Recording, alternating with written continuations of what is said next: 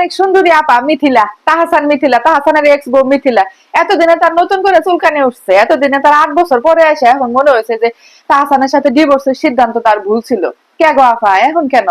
আপনি আর কতটা বছর আগে কইছিলেন, আপনি যে এই যে 8-10 বছর পরে আসে সেটা এখন বলেন যে সিদ্ধান্ত ভুল ছিল। ডিভোর্সের 2 বছর পরেও আমি আশায় ছিলাম তাহসান আমার কাছে ফিরবে। কেন আপা?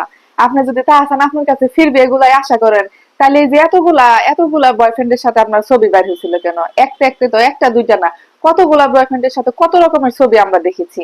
কেন বের হয়েছিল এগুলো? আপনি যদি এতই লয়াল থাকতেন, আপনি যদি এতই ভালোবাসতেন, আপনার যদি সংসারের প্রতি এতই মায়া থাকতো, তাহলে এগুলা কি আপা?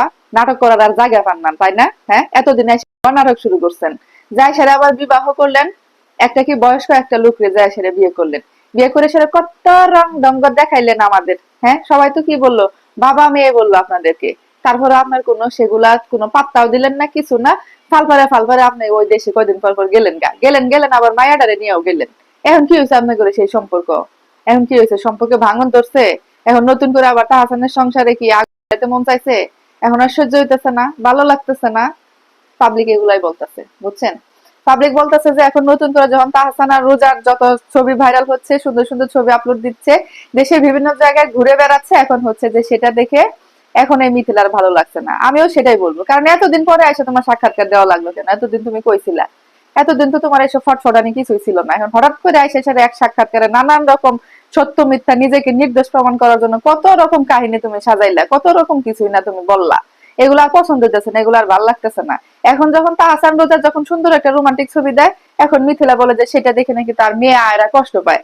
তুমি যখন হানিমুনে যায় তোমার এই যে হাজবেন্ডের সাথে যখন সুইমিং পুলের মধ্যে আরো আরো রোমান্টিক ছবি দিছো, তখন তোমার মাইয়া কষ্ট পায় নাই? সেগুলা দেখে মায়া কষ্ট পায় না? খালি বাপেরটা দেখে কষ্ট পায়, মায়েরটা দেখে কষ্ট পায় না? হ্যাঁ, মানে বনটা লিমিট আছে, এগুলো হচ্ছে লিমিট ছাড়া বোঝাবে। আবার যা ওখানে কত রকম জ্ঞানের কথাও বললো। তবে কিছু কিছু কথা আমার পার্সোনালি ভালো লাগছে, সেগুলো হচ্ছে যে মিথিলা বলছে ওই সাক্ষাৎকারে যে মেয়েদের আসলে এস্টাবলিশ হওয়া প্রয়োজন, মেয়েদের আসলে একটা সময় যায় সেরে থাকার জায়গা থাকে না, মেয়েদের একটা থাকার জায়গা করা প্রয়োজন। তবে এই কথাগুলো সত্যি ভালো লাগছে, এই কথাগুলো কানে নেওয়ার মতো, আমলে নেওয়ার মতো। কিছু সত্য এবং মিথ্যার মিশ্রণে, কিছু আপ এবং ভালো কথার মিশ্রণে যখন কোনো একটা অনুষ্ঠান তৈরি হয়, তখন সেটা আসলে শুনতে ভালোই লাগে, তখন সবগুলাকে সত্য মনে হয়। তবে উনি যে কথাগুলো বলছেন এই কথাগুলো পুরোপুরি সত্যি না। উনি যদি এতটাই নির্দোষ হইতেন, এতটাই যদি সে মানে সংসারের প্রতি এতটাই যদি তার প্রেম প্রীতি ভালোবাসা থাকতো, তাহলে তো এগুলো হইতো না। তবে ডিভোর্স হইতে পারে, একটা মানুষের ডিভোর্স হওয়াটা কোনো অপরাধ না। তবে আমি মিথিলা আপাকে বলবো, এত বছর পরে এসে আপনারা আর কাদা চোরাচুরি করেন না। এত বছর পরে এসে এই জিনিসগুলো তোলারই দরকার নেই। সেটা আপনার পিছনে একদম অনেক বছর আগে পিছনে পড়ে গেছে। আপনি আপনার মতো বিয়ে করে সংসার করেছিলেন, এখন সেই সংসার মনে হয় না আছে, নাই দেখে আপনি এসব এখন বলতেছেন। আর এখন যে আপনার প্রাক্তন হাজবেন্ড যে সুন্দর একটা বিবাহ করেছে, বিবাহ করে সুন্দর মতো তারা একটা সুন্দর সংসারের পরিকল্পনা করছে, এখন আর তাকে নিয়ে কথা বলারই আপনার দরকার নাই, তার নামই এখন আর মুখে নেওয়ার দরকার নাই। কারণ যেহেতু আপনাদের ছাড়াছাড়ি হয়ে গেছে, এখন আর কারোর প্রতি কারোর অধিকার নাই।